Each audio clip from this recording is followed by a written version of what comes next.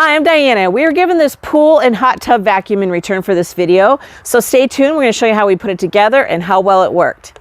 Now this vacuum comes with everything you see here, making setup a breeze. In fact, we put it all together in a matter of minutes. It does have two different heads depending on the cleaning job and features an aluminum telescopic pole which adjusts from 15 to 47 inches.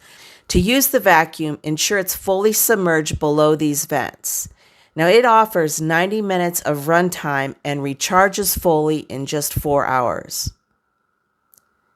We were really impressed with its performance on our pool steps, especially its ability to pick up debris, sand, and even small stones. And if you see what's inside this little cup, we were really surprised at the amount of things it collected. We really enjoyed using this because we were shocked at how much dirt was at the bottom of our hot tub, because we have a pool crawler we put in every few days, but it doesn't get in that area and it doesn't get on the steps. And sometimes you just have those in between jobs.